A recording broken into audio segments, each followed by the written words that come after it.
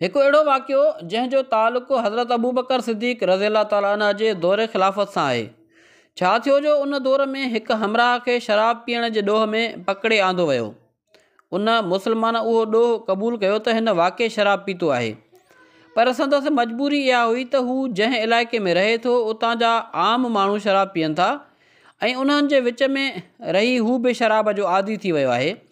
ऐं जेकॾहिं मूंखे उहा ख़बर हुजे हा त इस्लाम में शराब हराम करार ॾिनो वियो आहे त मां न पीआं हा, पर मूंखे उन हुक्म जी ख़बर न हुई।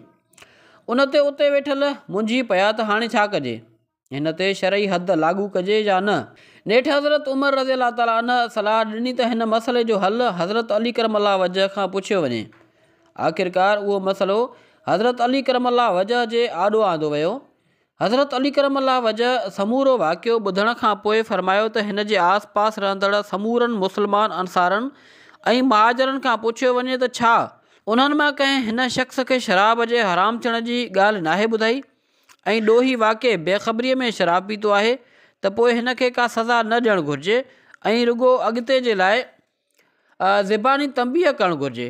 उन खां पोइ जेकॾहिं हीउ ॾोह करे त पोइ खेसि सज़ा ॾिनी वञे। अहिड़ी तरह जांच कराई वई ऐं ख़बर पई त वाक़ई उन हमराह खे शराब जे हराम थियण जी ख़बर न हुई, जंहिं खां पोइ हिन खां तौबह कराई वई ऐं खेसि छॾियो वियो।